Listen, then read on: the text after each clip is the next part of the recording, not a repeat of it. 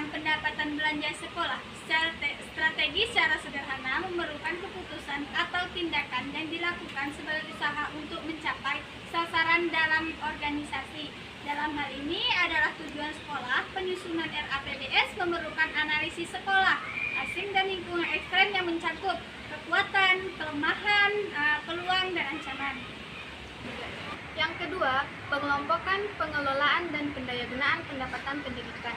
Dalam pengelompokan, pengelolaan, dan pendayagunaan pendanaan pendidikan, terdapat beberapa konsep penting yang perlu dipahami. Yang pertama, pengelolaan pendidikan. Pengelolaan pendidikan melibatkan serangkaian kegiatan merencanakan, mengorganisasikan, memotivasi, mengendalikan, dan mengembangkan segala upaya dalam mengatur dan mendayagunakan sumber daya manusia, sarana dan prasarana untuk mencapai tujuan pendidikan. Pengelolaan pendidikan juga mencakup prinsip keadilan, efisiensi, transparansi, dan akuntabilitas publik untuk pengelolaan dana pendidikan. Dan yang kedua, pendayagunaan dana pendidikan. Pendanaan pendidikan merupakan tanggung jawab bersama antara pemerintah daerah, dan masyarakat. Sumber dana pendidikan berasal dari pemerintah pusat, pemerintah daerah, dan masyarakat, serta dialokasikan minimal 20% dari anggaran pendapatan dan belanja negara atau APBN. Pada sektor pendidikan dan minimal 20% dari anggaran pendapatan dan belanja daerah atau APBD. Pengelolaan dana pendidikan berdasarkan pada prinsip keadilan, efisiensi, transparansi, dan akuntabilitas publik. Dengan memahami konsep pengelolaan dan pendayagunaan dana pendidikan, diharapkan pendidikan dapat terselenggara dengan baik dan mendukung peningkatan mutu pendidikan. Strategi penyusunan rencana anggaran pendapatan belanja sekolah. Strategi secara sederhana merupakan keputusan atau tindakan yang dilakukan sebagai usaha untuk mencapai sasaran dalam organisasi. Dalam hal ini adalah tujuan sekolah. Penyusunan RAPBS memerlukan analisis masalah asing dan lingkungan ekstrim yang mencakup ada 4: kekuatan, kelemahan, peluang, ancaman. Dalam penyusunan RAPBS terdapat beberapa kekuatan yang dapat mempengaruhi strategi yang digunakan. Berikut ini adalah beberapa kekuatan yang dapat menjadi kekuatan dalam strategi penyusunan RAPBS. Pertama, ada kepatuhan terhadap regulasi. Kekuatan pertama adalah kepatuhan terhadap regulasi atau peraturan yang berlaku. Kedua, ada analisis kebutuhan. Kekuatan kedua ini adalah kemampuan untuk melakukan analisis kebutuhan dengan baik. Ketiga, keterlibatan stakeholder. Kekuatan yang ketiga ini adalah keterlibatan stakeholder dalam proses penyusunan RAPBS. Keempat, ada penggunaan teknologi. Kekuatan keempat adalah penggunaan teknologi dalam penyusunan RAPBS dengan menggunakan perangkat lunak atau aplikasi yang dirancang khususnya untuk manajemen keuangan sekolah. Proses penyusunan RAPBS dapat menjadi lebih efisien dan akurat. Kelima, ada pengelolaan risiko. Kekuatan kelima adalah kemampuan untuk mengelola risiko dalam penyusunan RAPBS. Risiko keuangan seperti fasilitas pendapatan, biaya yang tidak terduga, atau perubahan kebijakan dapat mempengaruhi pelaksanaan RAPBS. Dalam penyusunan RAPBS, penting bagi sekolah untuk mempertimbangkan kekuatan-kekuatan ini dalam merumuskan strategi yang efektif. Selanjutnya, dalam penyusunan RAPBS terdapat beberapa kelemahan yang dapat mempengaruhi strategi yang digunakan. Berikut ini adalah beberapa strategi kelemahan yang mungkin terjadi dalam strategi penyusunan RAPBS. Pertama, ada ketidakpastian pendapatan. Salah satu kelemahan yang mungkin terjadi adalah ketidakpastian dalam pendapatan sekolah. Kedua, kurangnya data yang akurat.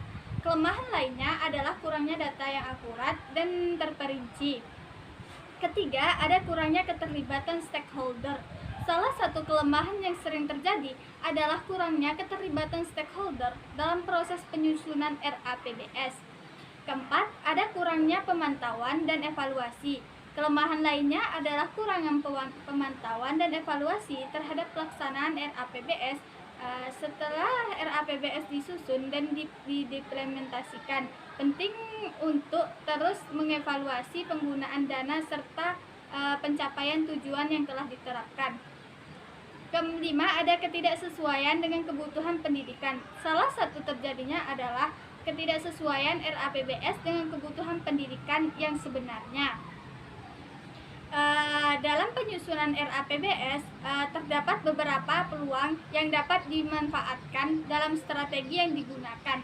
Berikut ini adalah beberapa peluang yang terjadi dalam RAPBS. Pertama, ada meningkatnya pendapatan alternatif. Salah satu peluang yang dapat dimanfaatkan adalah meningkatkan pendapatan alternatif. Kedua, adanya optimalisasi penggunaan sumber daya internal. Optimalisasi penggunaan sumber daya internal sekolah. Dalam penyusunan RAPBS, sekolah dapat melakukan analisis dan evaluasi terhadap penggunaan sumber dana yang ada seperti keuangan, peralatan, atau tenaga kerja. Ketiga, ada kolaborasi dengan pihak eksternal. Peluang lainnya adalah kolaborasi dengan pihak eksternal, pemerintah, perusahaan, atau organisasi masyarakat. Keempat, ada pemanfaatan teknologi. Peluang lainnya adalah dalam pemanfaatan teknologi dalam pengelolaan keuangan sekolah. Kelima, ada peningkatan transparansi dan akuntabilitas. Peluang akhirnya adalah meningkatkan transparansi dan akuntabilitas dalam pengelolaan dana sekolah. Dalam penyusunan RAPBS terdapat beberapa ancaman yang perlu diperhatikan dalam strategi yang digunakan. Berikut ini adalah beberapa ancaman yang mungkin terjadi dalam penyusunan strategi RAPBS. Pertama, ketidakpastian pendapatan. Salah satu ancaman yang mungkin terjadi adalah ketidakpastian dalam pendapatan sekolah. Kedua, keterbatasan sumber daya. Ancaman lainnya adalah keterbatasan sumber daya yang tersedia untuk sekolah. Ketiga, adanya perubahan kebijakan pemerintah. Ancaman lainnya adalah perubahan kebijakan pemerintah terkait dengan pendidikan. Keempat, ketidakpastian biaya operasional. Ancaman lainnya adalah ketidakpastian biaya operasional yang mungkin timbul dalam pelaksanaan program dan kegiatan. Kelima, kurangnya pengawasan dan pengendalian. Ancaman lainnya adalah kurangnya pengawasan dan pengendalian terhadap penggunaan dana sekolah. Dan yang keempat atau yang terakhir ialah penyusunan anggaran pendapatan belanja sekolah dan madrasah. Penyusunan RAPBS atau Rencana Anggaran Pendapatan dan Belanja Sekolah merupakan proses penting dalam perencanaan keuangan sekolah. RAPBS perlu disusun setiap tahun ajaran sekolah dengan melibatkan kepala sekolah, guru, komite sekolah, staf TU, dan komunitas sekolah. Alokasi anggaran.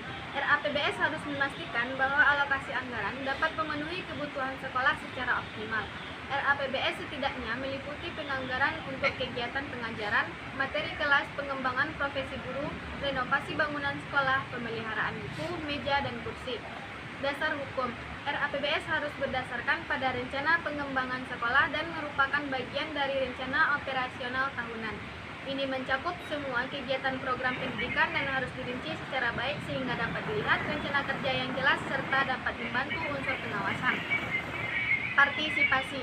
Penyusunan RAPBS melibatkan kepala sekolah, guru, komite sekolah, staf TU, dan komunitas sekolah. Hal ini bertujuan untuk memastikan bahwa semua kegiatan sekolah direncanakan secara efektif dan efisien, transparansi, dan akuntabilitas. Tujuan BIMTEK penyusunan RAPBS. BIMTEK penyusunan RAPBS dilaksanakan dengan tujuan untuk memberikan pemahaman yang baik kepada kepala sekolah, guru, komite sekolah, staf TU, dan komunitas sekolah tentang penyusunan RAPBS.